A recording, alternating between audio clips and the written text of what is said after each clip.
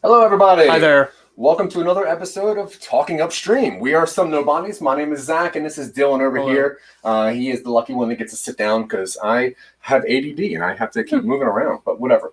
What Talking Upstream is, real fast, is a show that we put on for IBM TV, and where in 90 minutes with my mouth and Dylan's brain and sometimes a guest and this crazy whiteboard, we kind of teach people how we go about writing down our stories and our projects for random podcasts or whatever. What did I miss? I think that's kind of it. That was it? I got it all? Yeah. Talking Upstream is a 90-minute kind of simulation of how Zach and I normally hold our writing meetings. Condensed and made a little bit more accessible so that you can watch it on whatever screen or audio device you use. Yeah. And if you watched last week's Puzzled Mind podcast was on, and we had a great time with them, came up with some really cool stuff, and make sure you see the progression of how that story goes. We got a cool guest today, but before we get into that, how you doing today? I'm okay. Just okay? Just okay. Why? Yeah. Voodoo hasn't responded to my messages yet. Are you doing VOODOO or VUDU? Isn't it VUUDOU? Maybe. I don't know. I've tried every combination, and only one of them has responded, and it was not appropriate. Well, we'll just keep trying. Yeah. Without further ado, let's bring up Mr. Anthony Blackwell from IwEP Network, pretty please. Hey, guys. Hey, Mr. Blackwell, how are you, sir? I'm good. If I'm not looking directly at the camera, I have like the screen. It's a whole thing. I'm not used to this. Oh, no, that's okay. I found out that I look at Dylan quite often, which is me looking off screen, which is off-putting apparently. But IwEP Network. Now, you're the first person that we've interviewed that has more than one podcast the way that we do. Do you want to quickly go over your podcast and what IwEP Network is? So when I shot my shot, I shot way too big. So first off, advice: start audio first, because once you start that video, people get expected to it. But so I started with my show called Interviews with Everyday People. It's on my mouse pad here, and that started off as just kind of a way to talk to local people, hear their stories, what they've gone through. And then it kind of turned into interviewing local business, local musicians, other podcasts. And then I was like, man, I have all this cool stuff. I'd like to podcast with my friends. So we kind of made the IwEP Network. We created a show called Things That Were Not Cool in High School, which then turned into Not Cool in High School. And that's our pop culture talk. We do like video games, comic books, movies, anything pop culture. Then we started Tornado Tag Podcast, which is a pro wrestling show. Huge pro wrestling nerd. Just a nerd in general, I think, for the most part. And then I forget my own shows. Then we did Banging Beers Podcast. We do beer reviews, which is a really good time. I may have one going right now. And then we did Truth Behind Illusions, our brand new one. That's like a paranormal, supernatural podcast, which has been a lot of fun. We just were on location. We didn't film on location, but we went and had a little exploration over the weekend. We were at Gettysburg. I'm from Pennsylvania. And then I do a football one, but that one kind of died already. Our team's not very good, and the guy who co-hosts with me just doesn't want to talk about the team when they're terrible, so the show kind of hit the wayside. There's something else there I'm just not remembering. Huh? Dude, you sound just like us. It's like we have 6, but I can name 4 maybe. Yeah. I think there's 6 there. If I'm forgetting one, I apologize. That's okay. Yeah. Oh, well, that's right on. Why podcasting? What was it that got you started with actually like recording your conversations and putting it out there for people to listen to? I'm a talker, and I like meeting new people and talking. And pretty much my podcast has been a show without being a show forever now. My idea of it is like when you're in school and middle school and you all sit around the lunch table or the break room table or at work, and you're like, "Do you want that TV show? Or did you see that match last night? We tried it." Like, it's this natural conversation. We really don't have a a script or anything like that. It's just all free-flowing, natural conversation between people. Sometimes it's banter and maybe boring, but it's fun to us. So we enjoy doing it. Yeah, that's cool. Yeah, we're kind of the same way. We honestly enjoy our own company and conversations. Oh, yeah. We decided to start recording some. But our goal with recording a couple of ours was to teach us a couple things to move into making a movie and then making feature films. If you were to see like a next step for IwEP or any one of your projects, what would be the next step for the things you do? I mean, my overall goal is putting other people over for the most part. I love finding that diamond in the rough or that gem or hearing that cool story and just sharing it. That's just kind of my, like, if I get popular or famous or something off this, cool, so be it. But it's not kind of my intention. My intention would be to get an audience. Then when I find something else cool, I would then put that onto our audience. I always want to pay it forward, especially in the podcasting world. You know, if you're a celebrity, you get the immediate bump, and then everyday people kind of don't. So and then more people flock to celebrities, which is cool. I mean, who doesn't listen to a cool celebrity podcast here and there? But you got to give you have to give the guys, the upcoming guys, some love too. And then when COVID, I just really went full gear with it, and I just kept going and going and going and pushing hard, and just waiting to go back to work, and just been kind of grinding ever since. But we're coming up on our 2nd year anniversary of the network. We just hit our 2nd year, and it's been a lot of fun. Yeah, right on. Congrats. Good stuff. So you got a lot of stuff. Would you say that you have anyone who has, on any front, really inspired you in any particular direction? Anything you kind of pulled from when you started? Anything you kind of aspire to kind of not imitate, but, you know, who would you aspire to be? Yeah. So initially, my biggest inspiration is Kevin Smith. When I started this podcast, I'm a paycheck to paycheck guy. You know, I work in a factory. I'm a blue collar. Like, the whole everyday people thing is exactly what we are. We're just everyday people. You know what I mean? Mm-hmm. And we don't hide from that. We don't pretend to be something we're not. And I always kind of like Kevin Smith, because no matter how big he got, he kind of stayed true to that. So when I started this, I was like, man, I want to do a podcast.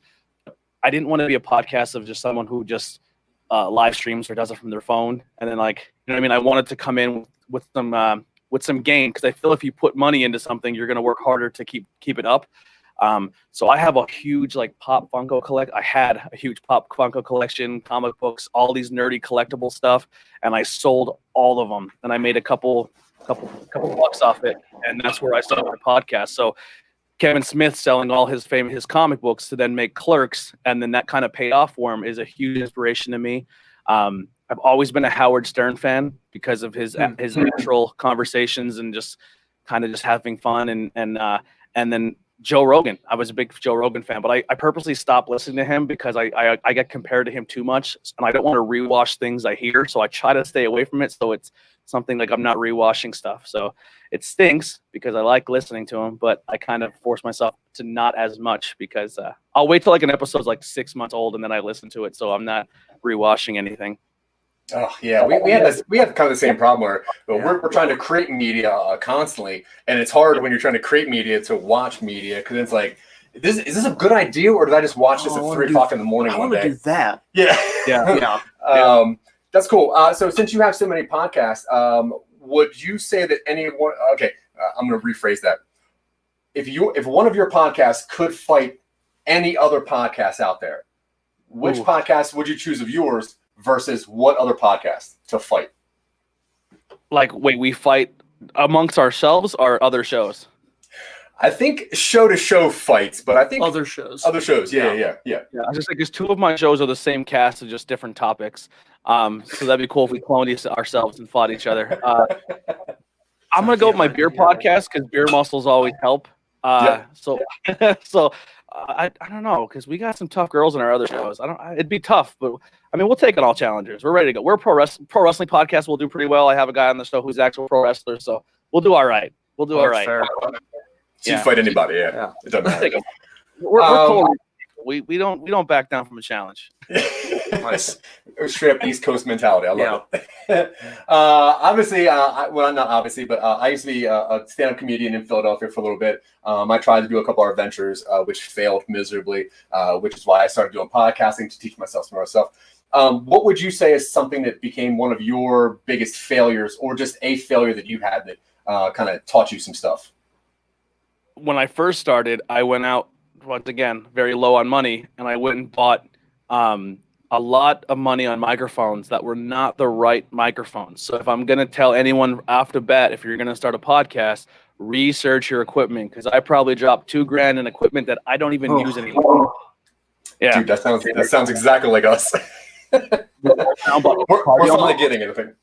Yeah, I went out and bought all cardio mics, and then I was invited to do an on film location. Like we went somewhere and filmed, and it was a giant room, and I put the microphones on, and I was like, I can't hear anything in my headphones because the cardio mics suck up the entire atmosphere of the room, and that just freaked me out. I'm sorry, but yeah, they suck up the room.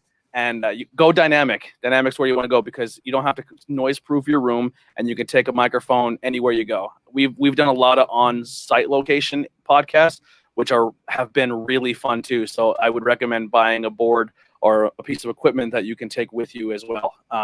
We've done interviews in bars, breweries, theaters, haunted jails. We've done a lot of really cool things, so it's been a lot of fun. So research your equipment before you start, because that was my biggest failure. I dropped a lot of money and stuff I don't even use anymore. Oh, dude, I wish somebody would have told us that in the beginning. Yeah, because we went through a couple rounds of different things that are just not usable anymore. You got a question? Yeah. So you have a lot of shows. Could you choose one that is your favorite to do, one you think is most fun, or is just most interesting to you, or one you think you just like more? I would say the newest one I started, The Truth Behind Illusion, because I love the supernatural and the paranormal, but I'm kind of an open-minded skeptic. So, and then my co-hosts are really, they believe everything.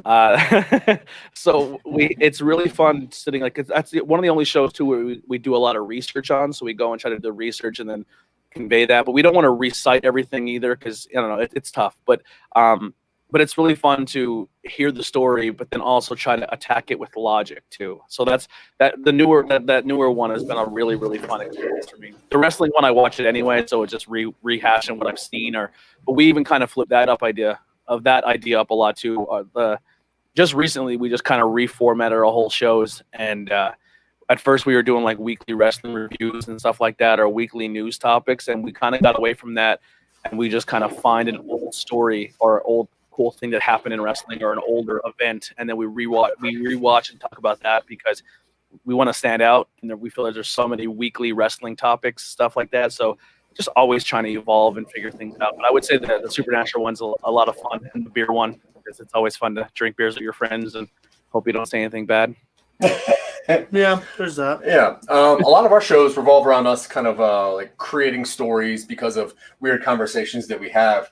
Now, you seem like somebody who obviously you interview a lot of people, you get through a lot of stories. Do you ever get to a creation mode where you start writing either fiction or something that isn't just truth, I guess? No, not for me personally. I was supposed to be on right when the podcast is about to start, I was supposed to be part of an indie film, and I was supposed to act in it because I guess my personality was funny. They wouldn't be like the comic relief of it. But then I started the podcast like, hey guys, I'm sorry, I got to bow out because once I focus on my thing, I really push hard, and I don't want to take away from you guys. But like, I kind of help with the creative process for that movie. And then I interviewed, like I've interviewed people who have done indie films and stuff before. So kind of bouncing ideas off or watching something, be like, oh, that was really cool, but maybe I would have tried this, or what was your thought? Like that, like I'm very creative in that aspect. I just never really done it myself, I guess would be the big thing. Yeah, that's cool. You got anything? I got more. Because you said earlier you're obviously a big nerd. We are very, very big nerds. I don't know if you can see, but we have a bunch of memorabilia all over the place. See, I have a table you can't really see, but it's a 10-foot long table just filled with stickers, and some of them made it to the chairs because we ran out of room.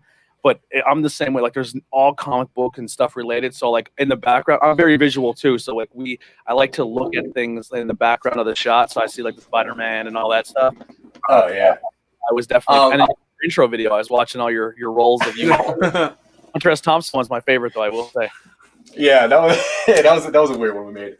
But along the lines of being like a nerd, one of the questions we asked it, because we've gotten so many different kind of answers, is who, in your opinion, is the best Batman over like comics, cartoons, the movies, whatever it is.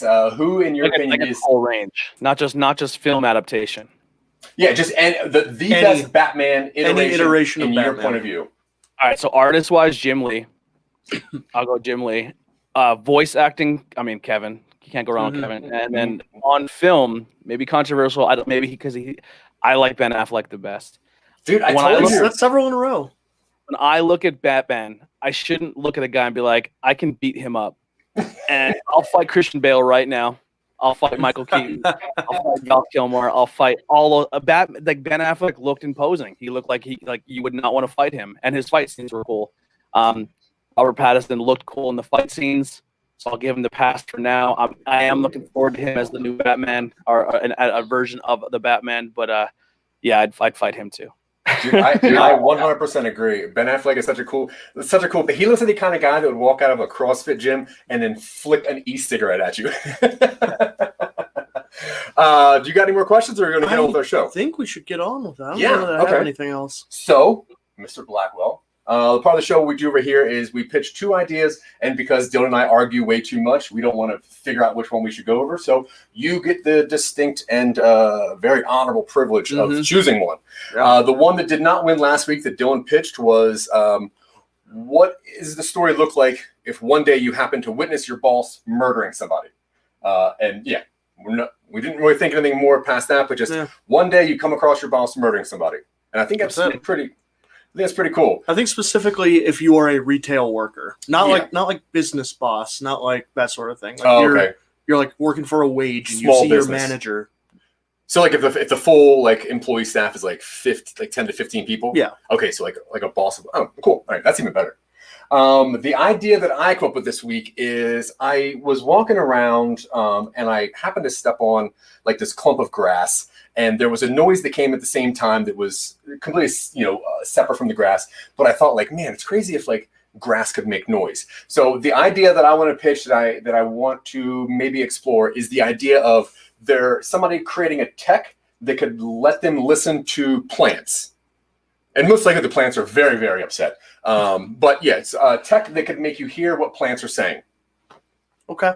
So the movie The Happening with commentary. Oof, yeah, maybe not a comedy. Dude, that movie sucks. I literally watched that 2 days ago just because somebody said to me, like, hey, rewatch The Happening as though it's a comedy. Watch it as though it's a known comedy. And I tried to, and it's still not good. It doesn't matter.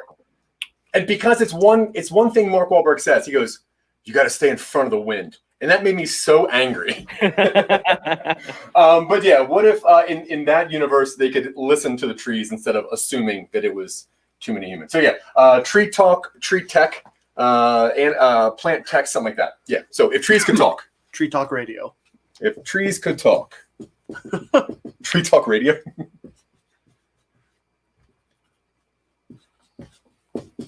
Okay, so Mr. Blackwell. This is an L. Is it? Yeah. Yeah, it is an L. You took So an L which on that. story between these two would you like to see me and Dylan go down? Either what would happen if one day you see your boss murder somebody, or what would happen if there were a tech that lets you listen to plants? Okay, so I'm looking at both of them as definitely both would be horror comedies if I had to pick. Yes. Man. You can get really, really raunchy with the tree talking one, because I mean, people do some weird, gross things when I don't think they're being watched. So if a plant can talk, they see a lot. Because I mean, like trees outside and then home plants, that could be really, really rough. But I'm gonna, just because I feel like Horrible Bosses kind of did the Horrible Boss thing, and I think that the trees is kind of. I mean, it was kind of done as well, but this would be a different aspect. So I would say just from the pure creativity thing, I'll go with the plants talking. Okay. All right. If trees could talk. So it looks like see your boss get murdered. Hangs on for another week. Okay. Mr. Blackwell, thank you very much for your time. If you want to stay and hang out and let us and help us go over this whole story for the next hour or so. Awesome. Cool. Then hang out. That's awesome. Okay. So, Dylan. If trees could talk, so I'm guessing it's a tech. Okay. right? There's got to be. You brought this idea, so you Well, I told know, me. but I mean, I'm starting the conversation. Yeah, okay. I'm opening the door. So it's a tech. It's got to be a tech. Is it widespread or is it newly invented? I think it's newly invented. Remember, we did something kind of similar to newly invented stuff with Appeal, with the glasses that let you see Oh that. yeah, you're right. So this is fresh on the market. so older tech. Do you think that's better? Oh, What do you think, Mr. Blackwell? New tech, or has this tech been around for a while? New tech. I think it's like an AirPod upgrade. New tech. okay. I like that. So it's a headset or something you wear that lets you hear or understand plants. Because It'd be like a second cell phone. Because plants put out like a vibration of something, right? So it would need to be a device that could pick that up and then translate that. Okay. So it would be probably either wearable or Yeah, I'd say carriable. wearable. All right, so wearable. A comedy sci-fi headset with like a big. It's like the colander that Rick Moranis wears in Ghostbusters. Oh, love it. So aggressively oversized. Sure. Okay. Now Does this reveal that plants can communicate like very well, or does this just tune you in with what plants are feeling? It tunes you into what they're saying. Because one of them is a revelation that plants are like cognizant. Yeah. And that opens up a pretty massive can of worms for kind of the entire species. Well, I definitely think that's more interesting. I think that makes a better story. Okay. So maybe it's the first time that they're tuning into understanding this communication, and trees are screaming. They're just angry. Or what do you think? To be happy? They're not happy. No, but yikes. So we're gonna say angry trees. Angry trees, upset plants. But obviously, house plants are indifferent because they're pets. They don't know they're pets. Yeah. So we're gonna say angry trees. The collaborators with the oppressors. Oh, yuck! We'll get through that. And then obviously unpleasant plants. What if you're an outsider that was brought inside? And you tell all the outside ones tell the inside ones how terrible the world is out there, just get trampled on. And... Oh no! So we'll have some plant transplants. Transplants. Oh god! Oh, is that the name of this? No. Transplants. Okay, and then obviously we're gonna have to work on a timeline. Yeah. What kind of format are you envisioning this? I think maybe like I would like to see this as not a series. I don't think. No. I think it's got to be a concealed story, but I think maybe like a comic for some reason or a cartoon. Okay. I see this being but I guess it doesn't need to be because there's not a lot of visuals. There aren't. What do you think? I was seeing a short. A short film? Yeah. Yeah. Or like an episode of a TV series. Ooh, like an anthology. Let's stick with a short just for right now. A Twilight Zone episode. Yeah. Yeah, it's like a short, like a Black Mirror or something. Okay. How about that VR episode of that show? Jesus Christmas. Oh, wait, are you saying that as a good way? Because I thought that was so awful. It was out there. Which VR? Oh, wait, no. I was thinking of Bandersnatch for some reason. But which one are you talking about? The two buddies play the VR game and I haven't develop a relationship. No, that actually was cool. I like that. That was crazy. I just thought like I'm gonna phrase it so I don't get in trouble here. But like I'm a sports fan, right? So like imagine that was a world. You put your headset on, right? And you're like, I'm gonna go play Madden or hockey, and there's 7-on-7. So you're expecting, you and 6 people versus another 7, and then you turn the game on and the other people are just engaging in that activity. You're like, come on, guys, I can't play hockey. I came here for the polo. Oh, that'd be awful. Yeah, for some reason when you said virtual reality, I was thinking the Bandersnatch one, and that one was stupid. I haven't done it. But that's the movie. I haven't watched either of them. You haven't watched any of the Black Mirror stuff? I watched until Black Museum, and then I stopped because I felt like a natural conclusion to the series. Oh, that makes sense. Yeah. Okay, so if this is a short, we're looking at probably 30 minutes, right? Yeah. So if we're going to break this down, we're looking at 10-minute segments, roughly. And before we get into this, actually, we're at like that 30-minute mark. Do you want to quickly catch people up? Oh, sure. They're just watching now. Hello, everybody. Just tuning in. My name is Dylan. This is Zach. We are some Nobodies. We are here with Anthony Blackwell Jr. of the IwEP Podcasting Network. And Talking Upstream is a 90 minutes writer's room where Zach and I, and sometimes a guest, bring 2 ideas to the table. We choose one of them, and then we use this whiteboard and our own creativity to develop that into something that we can build a house on. We have a nice foundation, and then we build a house on it. Yeah. Ideally, or we get someone to build that house for us. A lot of construction talk this week. That was a metaphor forgotten. You're being a real stud. Is that? Ooh. Yeah. Anyway, Keep special thanks to IBM TV for having us on here every single week. We appreciate it. Yeah. Letting us just ramble and chat. Suckers. But this week, what we're doing, Mr. Blackwell chose If Trees Could Talk, which turned into a new wearable, aggressively oversized tech, which is cool. We're going to turn this into a 30-minute short, I think, similar to like a Black Mirror episode. I think so. And what we're going to find is that the tech itself is going to let people know that trees and plants are angry. So I have a question for you about that. I love questions. If this is, when we say new tech, what are we saying? Are we saying this is the first prototype that allows it to happen? Yeah, like the person that is wearing this invented it as like a good thing. Okay. And it turns into I was going to say, if this is widely marketed, I don't think it would get quite a foothold if you just heard like, hey, if you put on this headset, you can hear the trees screaming. I'm like, I'm good. It's a new ASMR though. I would rather live in ignorance. Again, so we're going to say this is a new question too. Like if this is something that was a thing, how many people would not wear it just to be in pure ignorance because you're like, I don't want to hear what they have to say. Like kind of like you have if you could hear what your pet said, and the pet said, you're a terrible owner. I'm fine. I think you'd want to know what your cat was saying though. I would. Yeah, you would talk to your cat. Yeah. And I think you would talk to a plant. Oh yeah. Maybe not wear it outside. No. But if you had like an indoor plant, you'd be like, I wonder what this plant's If thinking. I knew that plant, I would be curious. Like, I wonder if this plant wants more sunlight or more water or less jello for some reason. So how are we going to excuse me. What kind of how do the plant things come across? How do those senses or emotions or whatever they're giving us come across through this tech?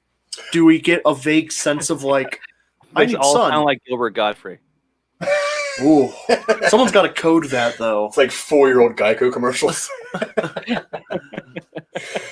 you know what I mean? Like yeah. So I'm assuming that it's going to come out first as just a language, or does the tech just be like, it is indicating additional sunlight. It is indicating pain. It is in pain. Oh, no. It is in pain. Oh, and that's I'm awful. like, So does the tech talk or does it translate? That determines the tone of what the tech does. Because if it's that alien, there's that separation where it's just like it is in pain, and then there's separation between the. So it's either concept. you hear the pain or you are directly hearing the plant express itself. What do you think? Would it be better if the computer told you the translation, or would it be better if the tech translated it for you? Translating. There actually is right now a flower pot that you can buy that has sensors built into it that tell you when the soil needs more water, tells you if the plant is in too much darkness, and it actually has like an emoji face on the plant. So it could actually tell you, like, if you see a sad face, that your plant needs something, and then it'll tell you on the screen, put it next to a window, it needs water. Like, they actually kind of have something similar, but obviously they can't talk to you. But it's more or less reading your sunlight and your water levels of your plant. Yeah, so we're going to make this tech be able to read the vibrations that the plant puts off. Yeah. Okay. And not so much like, there's enough water in this bowl. Okay. Yeah. So, but I do like the idea of it translating it. Yeah. So at first it comes off as the vibrations, and then he finds that there's like a pattern to the vibrations. Okay. And then somehow he tunes it into English. Sure. So what happens in this story then? In the story, a lot of it is maybe the first third is him talking about the pros of what this device can do. That if we want to combat global warming or poor environment, that we need to be in touch with them. Okay.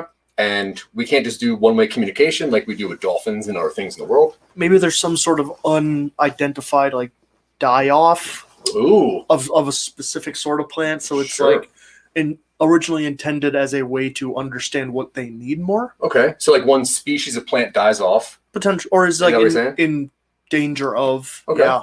Sure. I don't know what that would be. So in this first little bit, we're going to say that this is the. It's like Interstellar. They say it's going to be the last harvest of okra. Oh, geez. Ever. Sure. So there's one plant that's dying off, or some plants that are dying off. And this creator says that he has a device that can read the waves of plants, right, or something. That makes perfect sense to try and prevent this catastrophe. You gotta learn how to talk to him. You brought up this catastrophe. I did. I'm fine with it. Yeah, it's just it's one of those things that really only works in fiction, where it's like we have a problem. Instead of directly addressing it, I'm going to use this sci-fi element. We don't need to put this problem in here. He could just be combating global warming. Sure. Yeah. Okay. Either way, I said it as an option. I'm in. I like plants dying. So then that's the invention, and then the explanation of the invention. Yeah. So explanation. Is he like pitching this to the UN or whatever scientific body? Yeah. And maybe it starts off the same way that what Anthony said, that like it starts out as this needs more water, this needs more sunlight kind of thing, and then he's like, we can take this further. Yeah. We can go further. With $7 billion, I can invent this that will speak English for the world. Sure. Because the world speaks English. And then I guess at this point is when it works. Yeah, right? I think that's a big test. And is that when we reveal that plants are universally upset? Yeah. Okay. So this is the invention success. But let's just say by this point, he's already sold this tech to like companies. Okay. And at this point is when he knows, like, oh my God, all plants are in agony. Yikes. And he has to produce millions of these. I have a cool idea. Yeah. Go. So he goes to sell and pitches the idea, but the plants, it looks like his tech doesn't work, and they don't buy it because the plants don't trust anyone but him. So they're only speaking to him. So when he goes to pitch it to make the money, it turns out that all the plants are just only kind of trusting of him. That's not bad. Don't trust anybody else. Oh, I love this. So distrusting plants. And then over here, it was like, that's when he finds out the plants only talk to him. I already Black Mirror Twilight Zone ending cliffhanger for you. Wait till you see this. Wait till we rev this one up. Dude, I'm ready. Well, what's the ending? We might as well have one so we can work towards it if we want to. So the ending is, not only did he invent an app that can talk to plants, but they also find out that plants also communicate with bees and insects. So he literally found the missing link to almost a universal language to possibly talk to everything with this one tiny invention. Yeah, awesome. And that's like the cliffhanger where, like, if you think you could talk to us, and then like a bee comes in and kind of says something to him, he's like, what? And then boom, end of comic, end of series. Dude, that's great. We need to have you on the show more often. Yeah. Trees talk to bees. All right, like, cool. This app could be turned into, like, if you made a part 2 comic, it could be like, if people in another country speak a different language, this app kind of just takes those vibrations and makes one universal language. Oh, yeah. Nice. Universal. Yeah. This is a prequel to Star Trek. Universal Translator. Love it. This is the first Babelfish. Yeah. That is, yeah. Okay, cool. So now we have an ending, which is awesome. So we need 20 more minutes. That'll get us to there. So what is this part? I think we need a conflict that leads us to a downer at the end of the second act. Yeah. So obviously he can't. So he has pre-sold this tech, but nobody's interested because plants only talk to him at this point. Now has he invested in the resources to make all this stuff and then everyone backs out? Is it that kind of issue? So I feel like we need something more. So this is a dramatic issue here, right? Yeah. Now, what were you thinking? That maybe the trees have, like, is it something along the lines of tech or something outside of his? The trees have tech? No. Okay. Something outside of this tech? Like something the trees are, like, does he uncover like a tree plot? Or is that what something is? There's a radical sect of trees planning something. Planning the movie The Happening? You really knew how to poison you. He starts talking to Kudzu, and Kudzu is like, nah, we're gonna eat everything.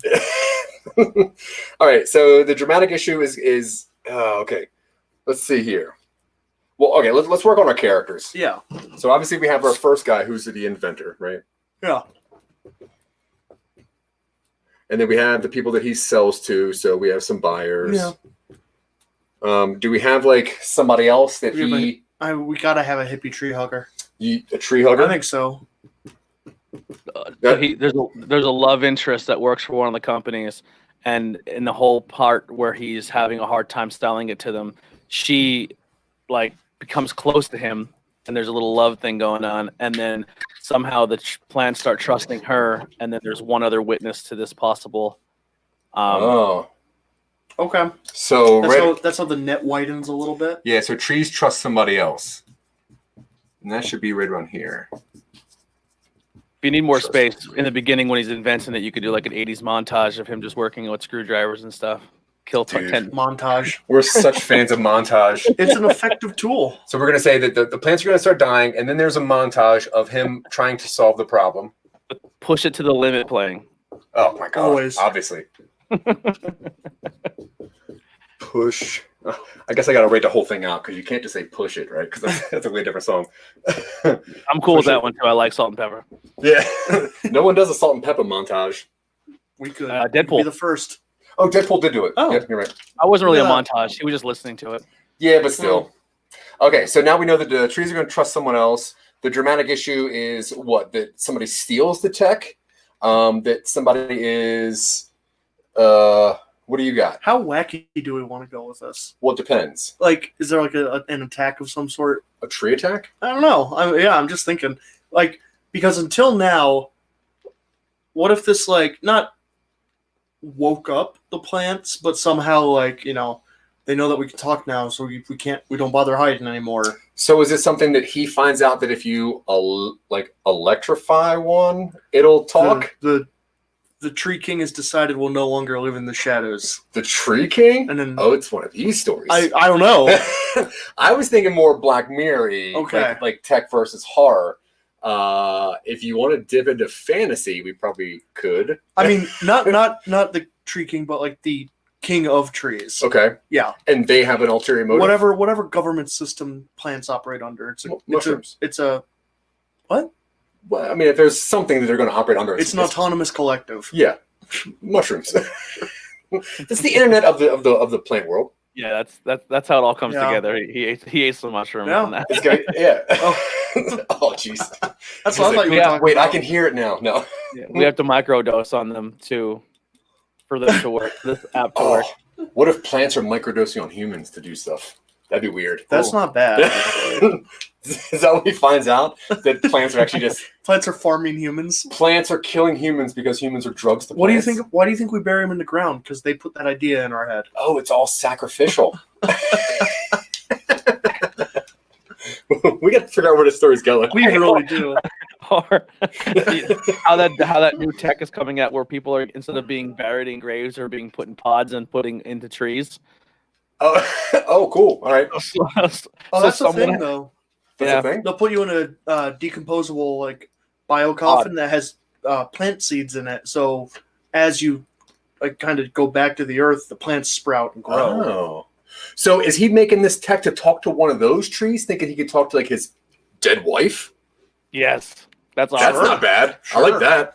So that's the reason he made the tech. So his Oh, dead man. wife got turned to a pod, and now it's growing a tree. It does and he that. wants to talk to his wife. It does that thing from Spider-Man Reign where Doc Ock's tentacles are just puppeting his body. Yes. All right. So, like in every good Chris Nolan film, we're gonna put a dead wife in here, and And all the trees sound like Bane, and you have to wait for the why do you keep burying us? I keep putting this filter on. I don't know why I installed that. The plants talk like Bane filter. All right, so now we have this. I like the idea of it being in a pod, and that's why he's making this. Okay.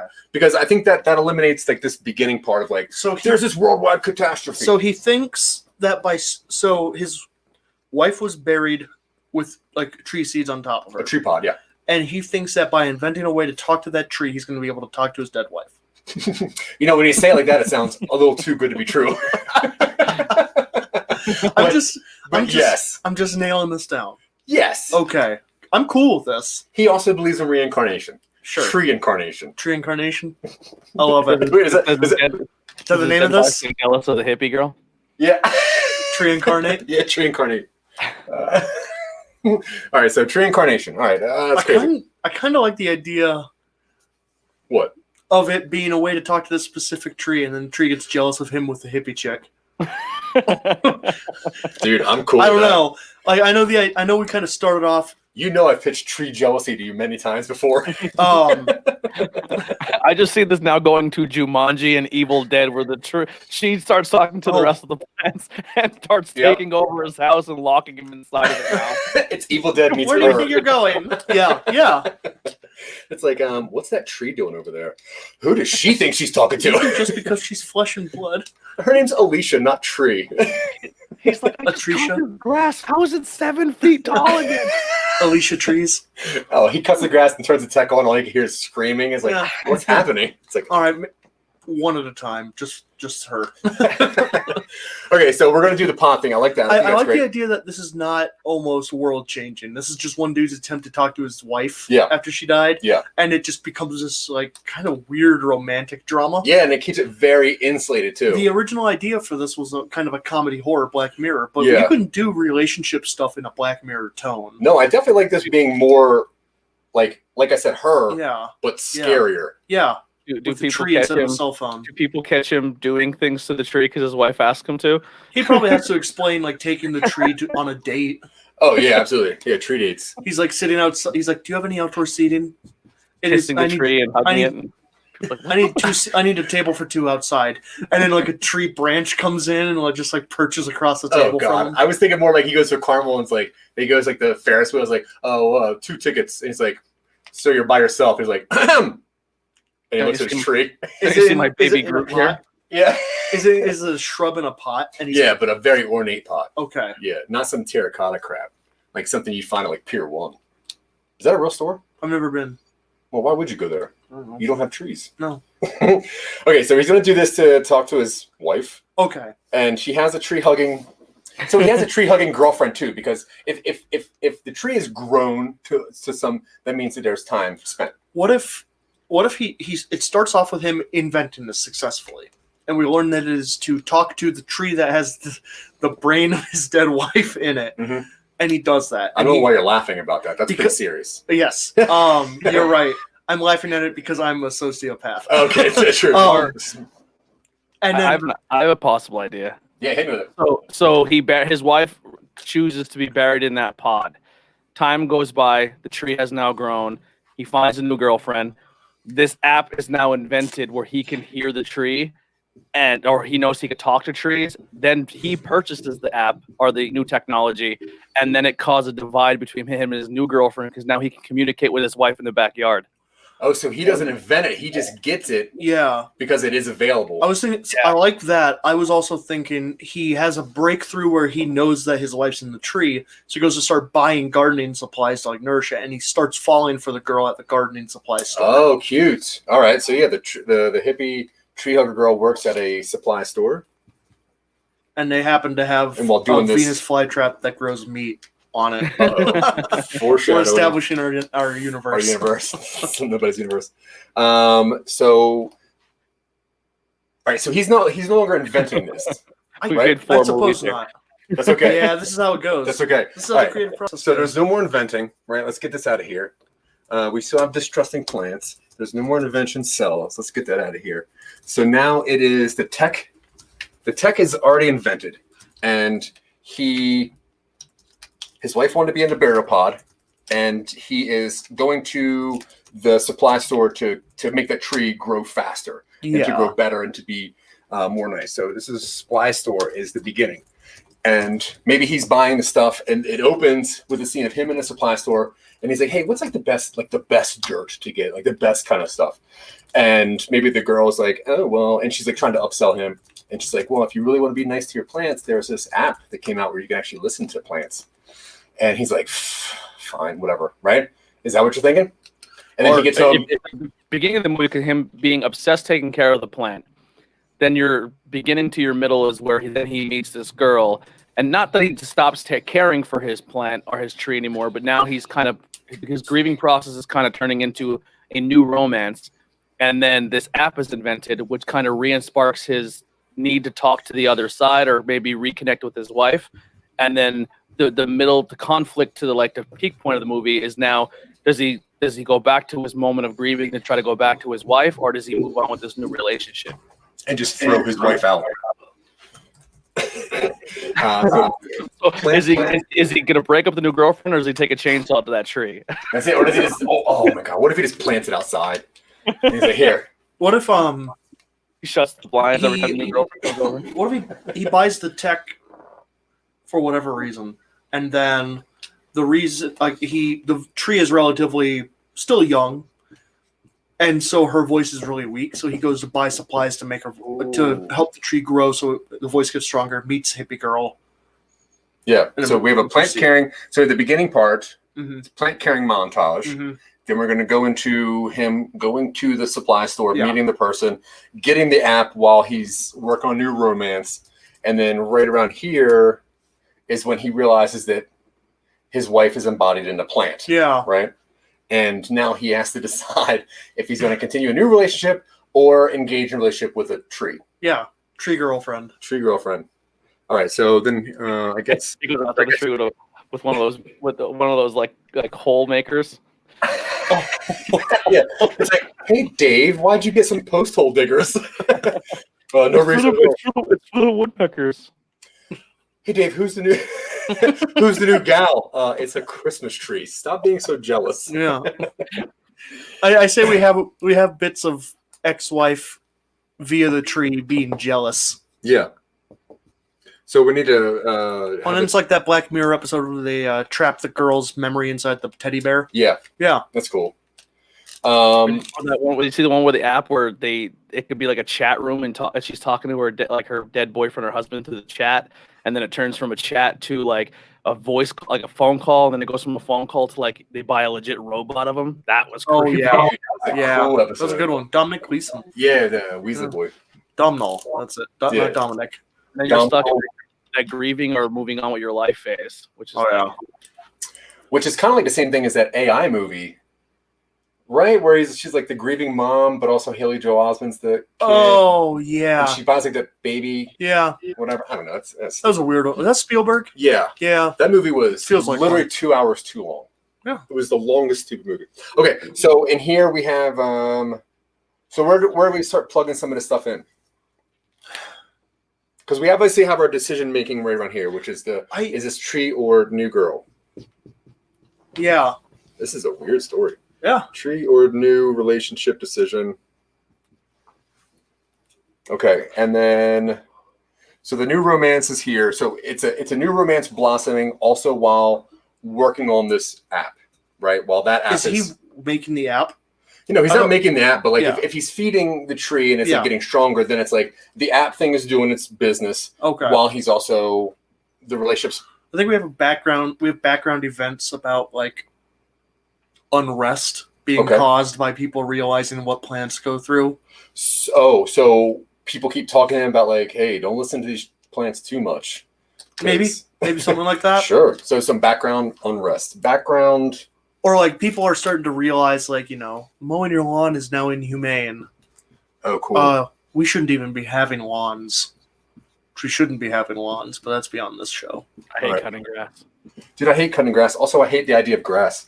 I don't know why we have to have grass. I don't know why people's grass have to look the same as my neighbor's grass. When you remember that every individual blade of grass is a different plant, it gets really kind of strange. Well, it is, especially when they're all the same thing. Mm-hmm. Like, let it be biodiverse. I don't know. I don't mow grass, and I get lots of letters. So, whatever. Just do a rock yard. That's what I want. Stone yard. And then, mowing becomes entertaining. That's true, yeah. For everybody else. Yeah. And then we'll invent some apps off the rocks. Anyway.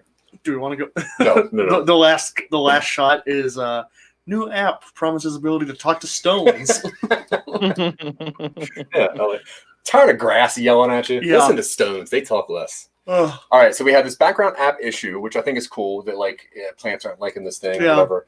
What else do we got to jam into this? What if the app is not widely known? Like it's kind of like a newer app.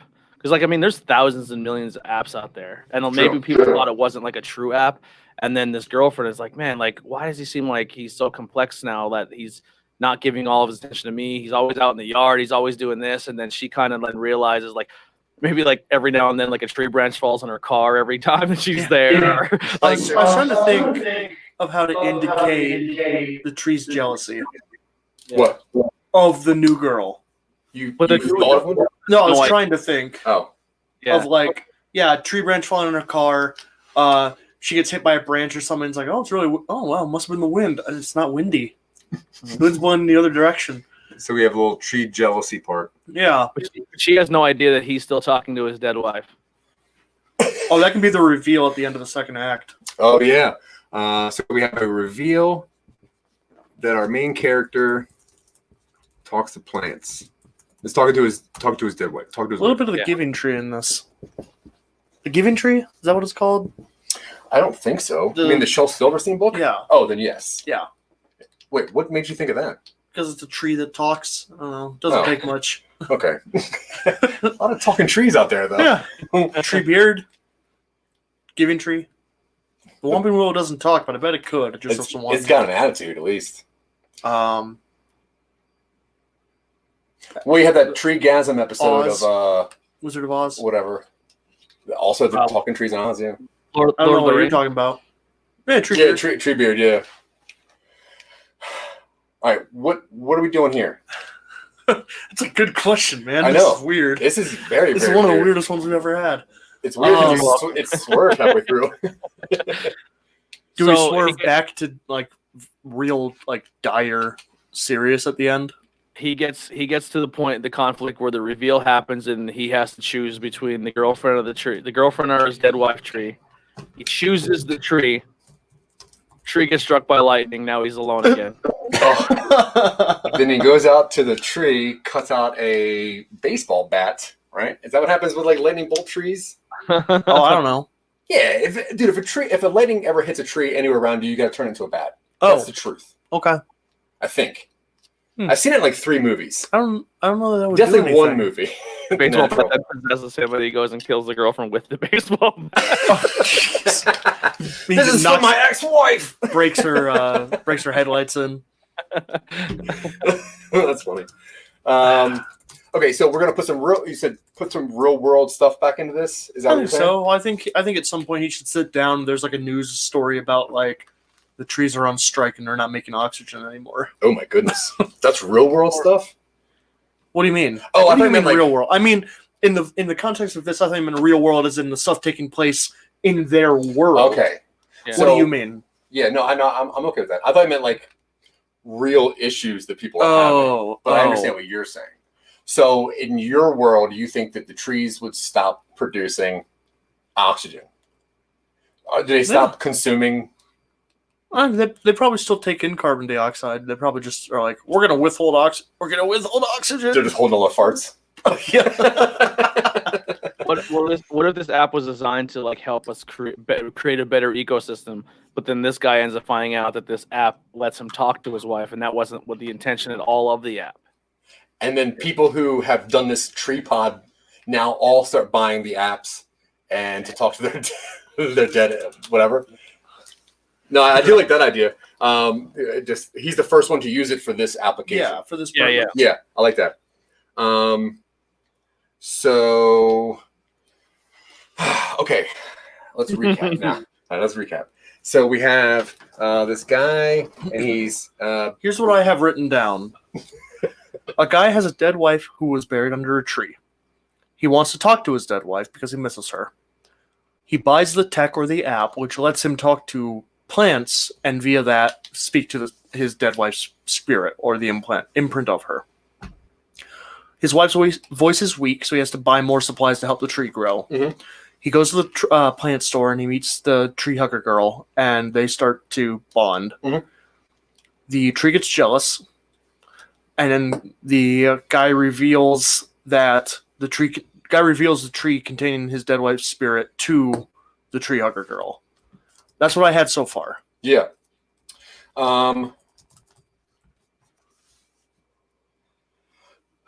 Okay. At some point, does he reach out to somebody and let them know, like, hey, this app can also do this? Who should it be? I don't know. Does he go to the company? He's like, hey, I didn't expect this to happen. He just gets stuck in tech support because everybody is trying. Everybody's trying the app, so the wait on the phone is like, your call will be answered soon. So you have been on the line for 245 minutes. Is he upset that he can hear his wife speak? I think he wants to figure out if this is normal. Yeah. Okay. So and remedy it if it can be. So after all that, he buys the tech, and then that's when it works slightly, right? And then you think that after that, he calls tech support? Oh, yeah, he can do that early. And he's like, hey, I don't know why I can hear... This is a known issue with plants which have been planted over the recently deceased. Yeah, all right, cool. If you wish to not communicate with the dead, please remove the app. You will have to uninstall the app. Think about it. We have more people who have died than have ever been alive, right? And we're always putting people in the ground, obviously tree roots and plants and grass and everything just spread for miles and miles and miles. So this entire time we're making this app, we think we're talking to plants, and that's literally like the new Ouija board. And that's like the end reveal the whole time. We're not really even talking to plants at all. We're actually talking to people who have been put in the ground as dead. It's only been dead people. This reminds me of a little series called Magic the Gathering. The bad guy comes through and he resurrects everything that's ever been dead, and that means all the dirt gets up. Yeah. And then I like that. Everyone who's been put to ashes, they're officially gone. They're like, Yes. oh, no. Shouldn't have burned my grandfather. Now I can talk to him again. I don't want to. Dude, I like that. So the tech actually never really worked as far as talking to plants. One of the last newscasts is like, biocommunication company Monsanto is under fire today for creating what some people are calling necromancy. Yeah, cool. So no longer do the bees talk to trees at the end, which I think is very cool. Yeah. Probably it's going to get its own thing. But now it's so no trees can talk, only the deceased. we just wove in my nerdy podcast and my supernatural one all at the same time. Dude, that's okay. That's usually where ours kind of wanders, but this one was taking a weird turn. And then it turns out Treehugger's fine with him talking to his dead wife because, I thought it was weird when she was a tree, but if it's just like the spirit of your dead wife, I mean, I can get over that. What, being in love with a tree?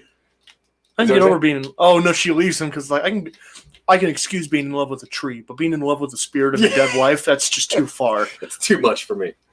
Oh gosh. Okay, so we have this. You could pitch this to Adult Swim, and they'd make this in 15 minutes and put it on at 4 a.m. Dude, I'd still watch it. Yeah, I'd share the YouTube link. All right, plant caring. So I go to work at 4 a.m. So that's our normal gravestone. Plant. It's an R. I believe you. It's underlined. All right, so we have the plant caring. A little bit of montage there of him with his new tree. We have him going to the supply store, and then he gets suckered into buying the tech that lets him talk to plants, thinking he can slightly communicate with this tree that is of his whatever. And he starts getting a relationship for the new lady. Trees trust him. So he finds out that it's not just his wife because he buried his dog in the yard, and the dandelions that his dog grew is now talking. They just barking like a barking dandelion. It's like, why is this plant just panting? Let's see. We get. I'm kind of seeing this as a comic now. It is definitely turning into a comedy, yeah.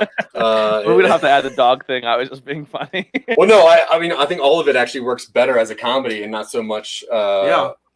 I think with that aspect, like it's actually just the old dead people. I think that makes it more of a comedy than.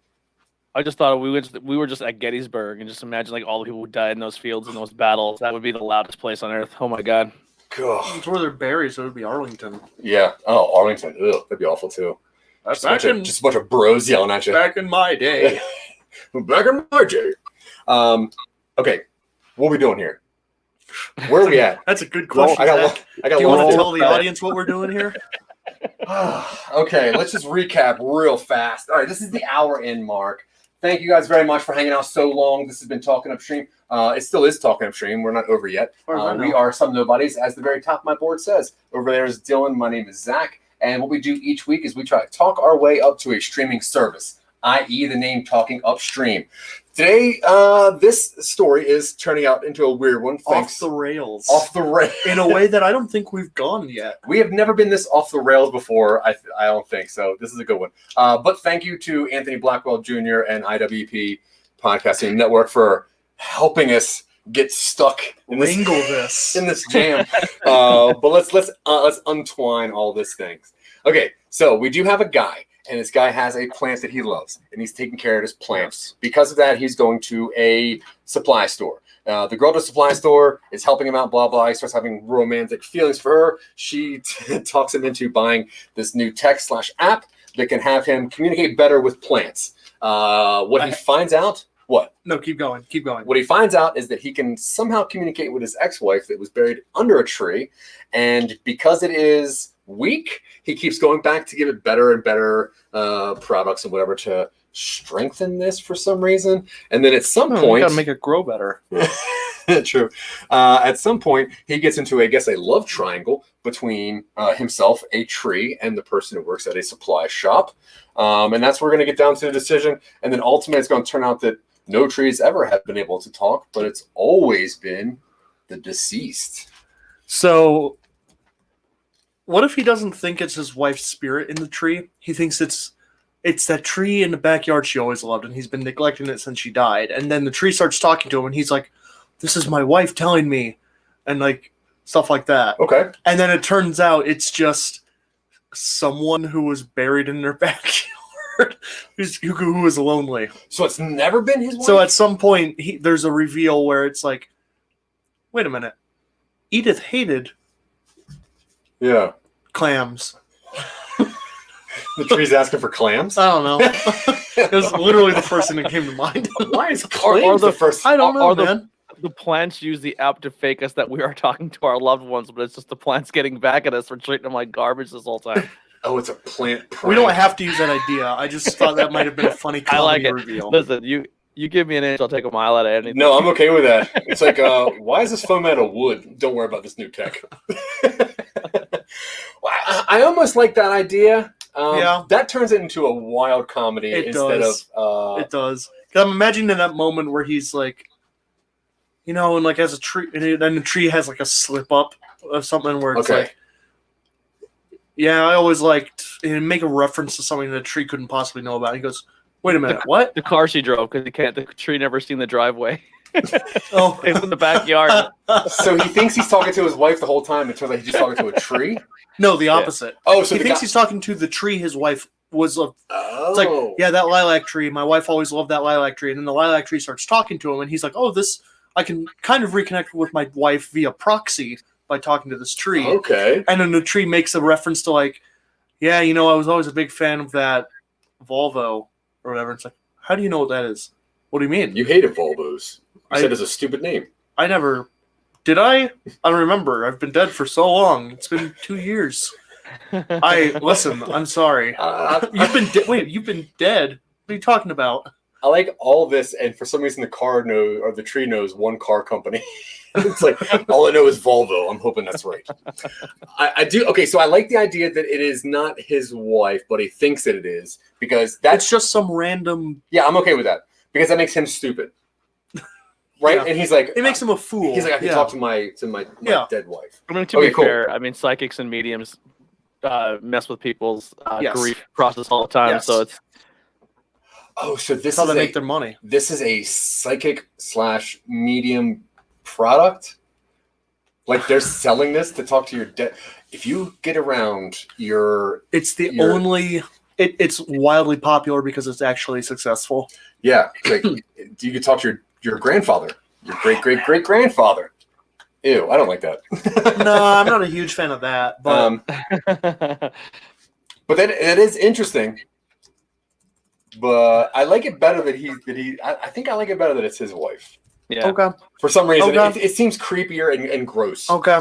So I think we should keep that in there because I like this issue between like them fighting and him having to choose. Like, am I going to be with a tree? Am I really going to be with a tree? I was okay with He's you so loving the tree. He's so gullible that the tree is impersonating his wife that he buys into everything the tree says, but every single time the tree has to think of anything that him and his wife did that wasn't in window shot or in the backyard, the tree's just kind of guessing, and then he starts putting everything together. This tree is just full of garbage the whole time. That's fine. The only memories it has are when they're in the backyard. Yeah. Remember that one time we sat out here and just like stargaze? What about that other time we had a picnic out here? Oh, remember that one family Like, reunion why are back you here? always just telling me about these situations? It's like, what about the time we went to Paris? Like, we had a great time, I We think. had a great time. Oh, dude. All right, I'm back in. You punched just me in like the face on the way It's home. like a dead 'cause I like drank factory too much. worker that was there before their house was built. It's the construction worker of the house. And he's like, I just want good soil, man. Just give me good soil. I'm just lonely. Okay, I'm so bored. I was messing with somebody. oh my gosh. Okay, so now it's not his wife. He's being pranked. I actually like this story a lot. So he's being pranked by somebody because I guess they're the app is still invented to talk to Yes. plants and trees, but then the tree starts telling him that it's actually the spirit of his wife because his wife loved this tree so much. So it's still initially the plants are talking, but it's just the tree is just messing with him the whole time. yeah, I love that. Just because they're bored Yeah. and they Yeah. haven't spoke to anybody. Oh my god. It's like, wait, are you my wife? And it's like, yeah, yes. Yes. If you want. It's like I knew it because you're my wife's favorite tree. You It's like, did know it. yeah, yes, you You did, got it. You weirdest- figured it out. Peter. The weirdest thing is this tree is voiced by Danny DeVito. Yeah. Yeah. You It's got like, it, Peter. why do you have this voice? Like, I don't know. It must be a setting on your app. Go in and change it. Yeah. I can't. I forgot my passcode. Ugh. That's funny. All right, I'll put a girl voice on. So it's Danny DeVito doing a girl voice. Yeah. Oh man. Ah, James. God, I can't do it. But all right, so We'll get him as a talking tree, pretending to be a guy's dead wife. dude, I feel like he would absolutely go for that. He's like, yeah, I've never played a dead tree before. So I still think that he should have the same dramatic issue between the new girlfriend and this tree. I think that is- reveal should be at the end. I Yeah. think the reveal of what is really happening is at the end, but we still have this dramatic. Yeah, I like all that. Yeah. How do we get to the reveal? Like, what is the reveal? I think he decides like. Oh, I so mean, he just finds she's out. back. She's back, and she was only gone for a year and a half. I'm sorry, I like you, but my wife is back. I have to go be with her. So he And chooses. then the chooses memory tree. reveal, where it's like every memory that the tree has is from the backyard point of view. Yeah. All right. So this is the memory reveal here then. And And now then- he's just alone with a talking tree. Well, no, he leaves the tree to go back to the tree hugger, and he's like, "Hey, I messed up. It wasn't her. It was a different spirit in that tree's body." Turns out it was a guy. And then the tree hugger girl goes, "I've been watching the news, and I thought you loved a tree. I thought it was just natural and beautiful and very lovely. Now that I find out that you're actually in love with the spirit of your dead wife, I just can't get behind necromancy." Wait, And she leaves him as well. hold on, I got one even better. Yeah. Go ahead. I got one too. Go ahead. So she's a tree hugger, right? So she's more, I guess, very liberal or very open. So the entire time, like, I guess they work two different schedules, or sometimes like the girlfriend will be there at times when he didn't realize she's supposed to be there because she's not living with him. So he's just kind of like, "Oh, you're here already? That's weird." And then he goes to tell her that he has to leave her to be back with his tree wife, and then she goes, "What are you talking about? You're talking about Dave, the guy who so the trees were manipulating both of them." She's like, "Yeah, I've been talking to But Dave then- for this month." Does They're that gonna mean that break up she each other at is- the same time. Does that mean that she is going to his house to talk to this tree Yeah. Yeah. while he's Yeah. there? Yeah. Yeah. I see. How I does was. she keep that secret from him then? What are you thinking? I don't know. He's gullible enough to believe that a tree is his wife the whole time anyway. So at this point, anything's possible.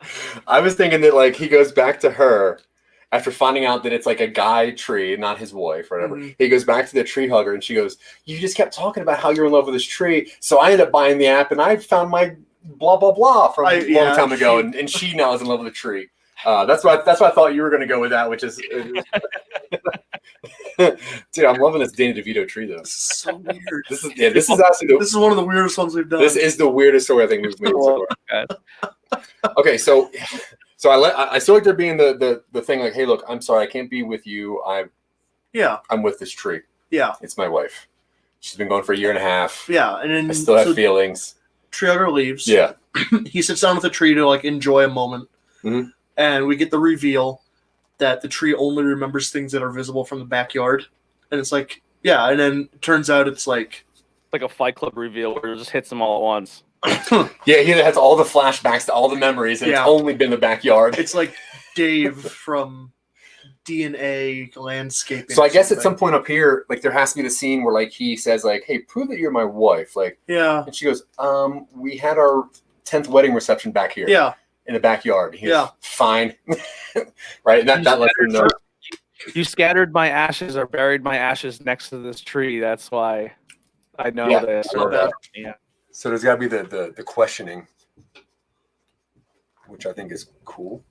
Okay, what else, Dylan? Let's see. All right, we'll go back to our character. So there's no longer the inventor or the buyer. Now there is the grieving husband. GH. Greg. Played by Charlie Day. Hester. Played by Charlie Day. We have the I'm gonna call her ex-wife. Yeah. Because she's ex-living. Michelle. Oh, okay. I don't know. I'm spitting out names when they come to me. Greg and Michelle. Greg and Michelle. The wife has to be played by a very, very, very super attractive woman. So because I mean, like this guy has to be like an average dude who just overshot his shot. So this way, this is why he's super in. Like even the idea of losing that great catch. Oh, nice. So like Vanessa from Deadpool. Yeah. I like her. She's nice. I forget her name already. Yeah, she was in V. What? She was in V. I know. she's also like Firefly. I know. Yeah, she's like a Sofia Vergara or a Jennifer. Inara Sarah. Jennifer Aniston. Yeah. You don't like Jennifer Aniston? You don't think she's pretty? I don't know. I just every time I look at her, I just feel like I wouldn't want to talk to you. I'm not saying she probably has a great personality, but she's there's something about her look that says Zach's not going to enjoy this conversation. It's like you have really strong feelings about that. Just visually, I'm sure she's a wonderful person. I don't know. I love the movie Leprechaun. You know that. Yeah, I keep forgetting she's in. Yeah, it's her first movie. Her, Cameron Diaz. That's her. Leprechaun. Yeah. A lot of actors' first movies are horror movies. I love that. Oh yeah, Paul Rudd too. Because he was Johnny in Depp. Yeah, Johnny Depp. John Travolta, Kevin Bacon. John Travolta? His first movie was first. That's cool. I don't know if it's first, but that was one of his. He was in the original Carrie. Yeah, it's cool finding out. Friday the 13th. Yeah, it's cool finding out how Johnny Depp got the job, which essentially because we were recently doing like rewatches of Johnny Depp movies, and it turns out that Wes Craven, his daughter, was just a fan of Johnny Depp's like band, and she goes, "If you're making a movie, put this guy in there. He's super cute." And like Johnny Depp never wanted to be an actor; he just thought it was cool that somebody thought he was cute, and started doing movies. Hey, every time I find out someone thinks I'm cute, I'm like, cool. Yeah, I remember that time you called me. You're like, "Hey, guess what?" It's been like 3 years. Yeah. It's been a good 3 years though. I get the if Mark Wahlberg or Nick Jonas decided just to not work out and get super fat, you kind of look like that. But see, at least you get like a good-looking guy that gives up. I'm always like, "Hey, you look like if Tom Segura gave up," and I'm like, "What? He's not even good-looking to begin with." He's very funny though. The only one I've ever gotten was Bill Murray. You look like Bill Murray in the way that I carry myself and deliver comedy. Oh, I've never heard anyone actually deliver like a comedian lookalike that I feel. Yeah. Did you ever watch the Bill Murray documentary? I know this is way off topic again. Yeah, go for it. It was on Netflix. It was a documentary about Bill Murray, and it was just all about the Bill Murray stories. And this person went and researched all the Bill Murray. Like, you ever hear the legendary Bill Murray stories where, like, he walked into a party and just started washing people's dishes, or he, like, walked up to somebody in a bar, covered their eyes, and be like, "No one's ever going to believe you," and leave. But they went and researched them all, and they were like, they're all 100% true. Like, because they traced it, like, oh, he actually was in town that day, and then there was actually video. Like, there was a rumor that he was at a bar. The bartender told him to come back and bartend. He did, and left the bar with this band and played a house show with this band. And the cops walked up, and he walked up to the cop and was like playing the instrument in the cop's face. And the cop was like, "It's Bill Murray. You just keep partying." That's cool.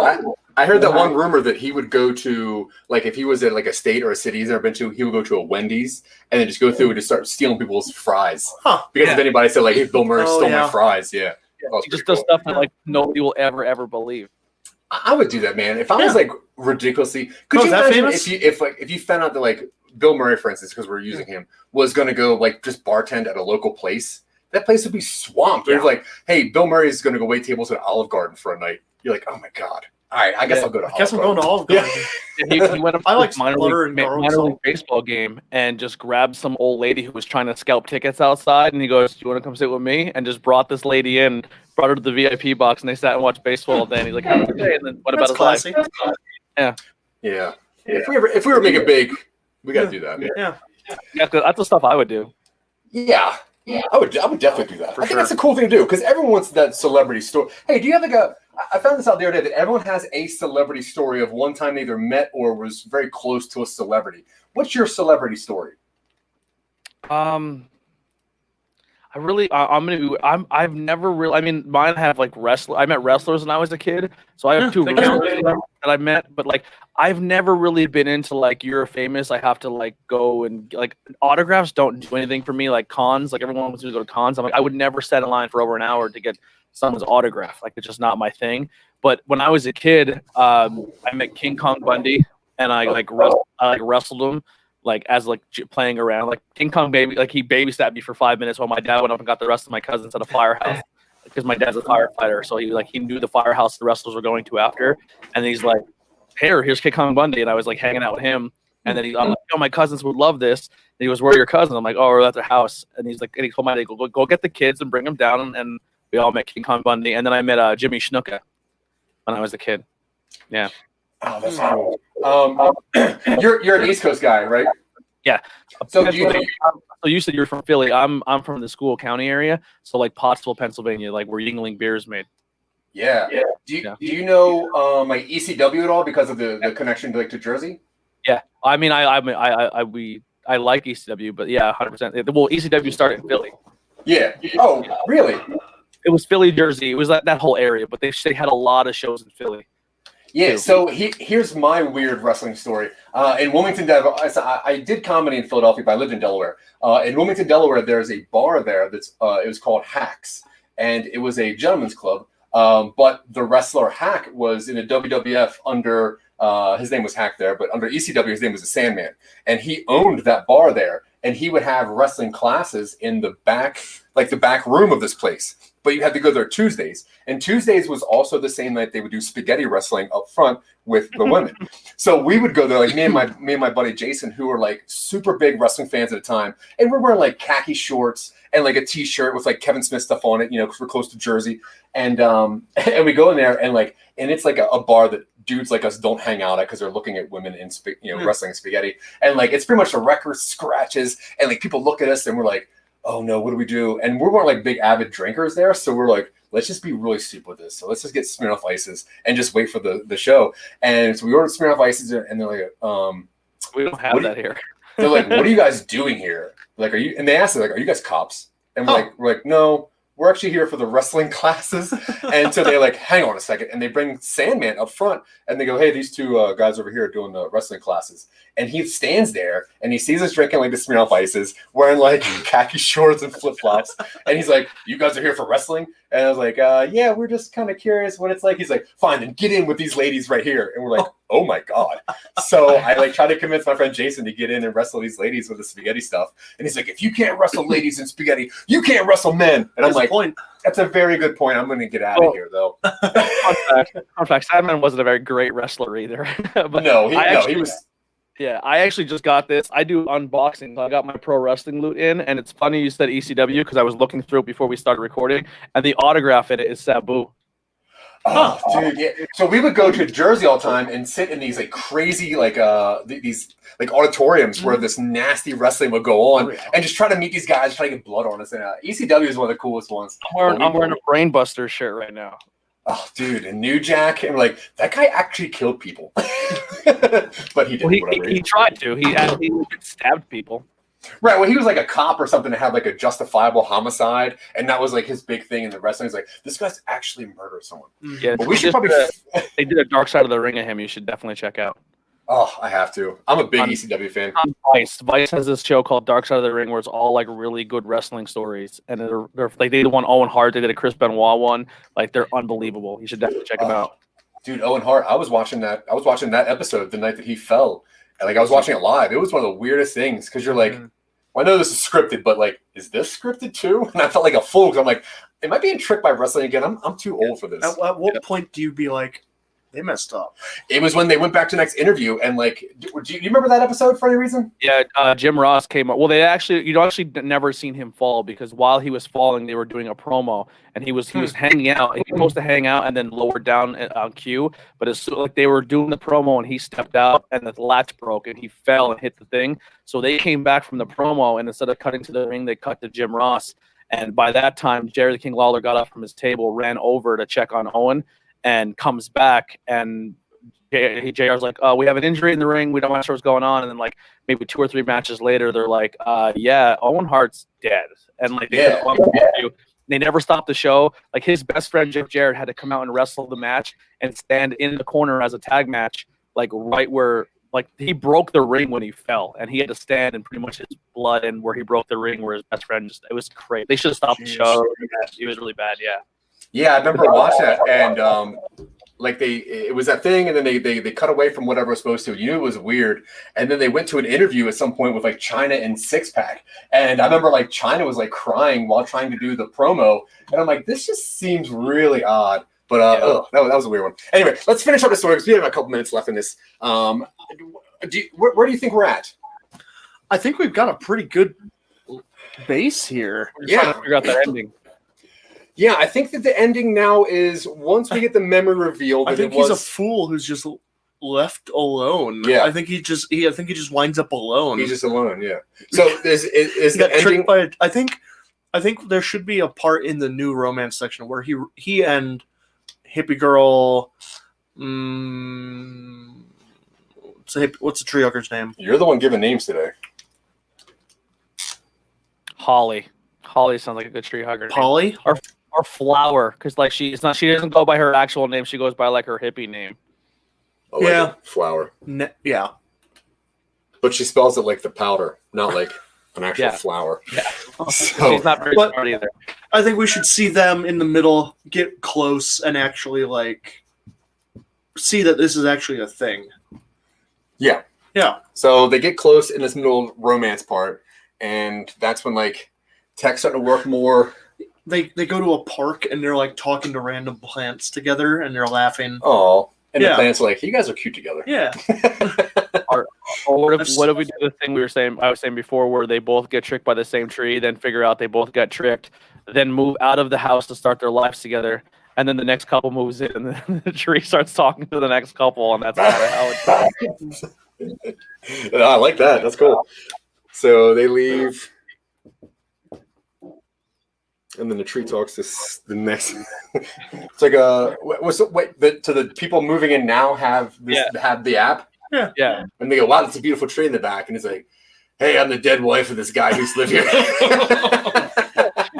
This is like he just kind of hangs out for a little bit and takes in what they talk about in the backyard, and then like the little girl, I guess the little kid moves in with them, like it's a family like 3 or something. He's like, I really miss Nana. I can't believe she just recently died, and he's like, hey, I'm Nana. Remember how much Nana likes the wildlife trees? It's a tree planted over the the burial site of a con man. Yeah, jeez. Oh, that's funny. This is... Yeah, I think that we're pretty good on this thing. I don't know if we can go anywhere else with that. I don't know where else we would go. Yeah. Because you would go into that movie, right? Like, you would sell that in the trailer if you had, like I was joking, like a Charlie Day and a Danny DeVito, right? So you would sell a tree talking to a guy with those two actors.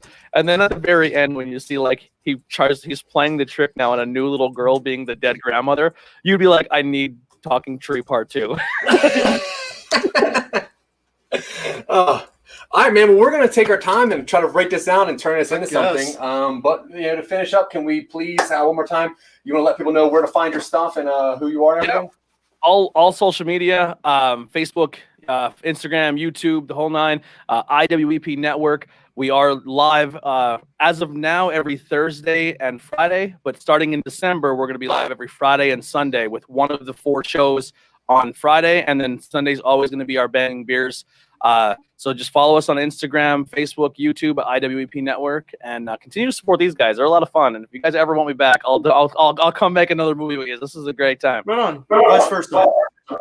Yeah, absolutely. We're booking right now people for next year for our season 2. But we're definitely going to reach out for you because this has been awesome. Like you were so collaborative in all this. Usually people kind of hang out and let us talk a lot, and we're like, wait, what do you guys think about this? So you had some really good input. That's cool. And if you want to collaborate on anything, let us know. We're always down to talk. And Dylan's a big beer guy, so whatever you need, we're. Anytime you guys share your podcast, I do have like a community pages. Like, so every page has a community page where it's like a group page that you can add your own content. Anytime you has a new episode, please share it on our community page and let our people know that you like about it, and they'll definitely come in and watch and check all your stuff out. Right on. Yeah, right on. And IBM TV has their show Podcasters Thursday, and I'll see if we can get you guys on there just to keep promoting, get your name out there, which is cool. Awesome. I appreciate it. But so let's wrap this thing up. You want to go ahead and start? So, hey, you've been watching Talking Upstream. My name is Dylan. This is Zach. That's Anthony of the IwEP Podcast Network. He's up there somewhere. Zach's got it. And this is Talking Upstream, as I've said. Over the past 90 minutes, we took the idea of if trees could talk and turned it. We turned it and we turned it and we turned it. And eventually we got this very strange kind of whack job comedy about romance and con men. And what it means to really know someone. Yeah, we wrote 3 stories trying to write this one. It went from like a sci-fi tech thing to being a horror something to being a weird balls out comedy, which I think is great. And while we talk about talking into a streaming service, one of the points we try to make with the show is to highlight the creative process and how Zach and I primarily go through it. And as you can see, it is not always a straight shot. You're going to have dead ends. You're going to have rebounds. You're going to have circling back. And eventually, if you keep at it, you're going to land on something that is really probably kind of not done before. Yeah, it's pretty cool when you get to that one part where you're like, whoa, this clicks. Yes. Now we got to rewrite this whole thing to make this make sense. There's a moment where you can slot something in, and then the rest of it becomes clearer. Yeah. And if you watched last week on our show, the same thing happened. Yeah. There was that one point where it's like, oh my God, this is the whole thing. Let's just keep going with this. Yeah. And now the universe thing where you could go forward. That's cool. So, we appreciate you taking your time to watch us. Check out the other shows on IBM TV's network. They have a whole bunch and all worth your time. We want to shout out Scott Curtis. For Behind the Bits. Sarah Tkachuk. Tanya Sheck. And Listener-app, the Listener app, which is a podcast platform which, unlike many others, does native transcription. So if you need to read through something, they manage to capture all of Zach's flubs, all of my weird words that nobody else seems to be able to spell. So check them out. Yeah. The easiest way is to go to Instagram, go to at the greatest podcast app. Yes. But if you want to see more of what we're doing, just please go to somenobodies.com. You can always help us out and kind of help us produce things in the future. We're trying to make movies, we're trying to turn this into maybe a cartoon or comic, who knows. You can always go to patreon.com/somenobodies. Other than that, I'll see you next time.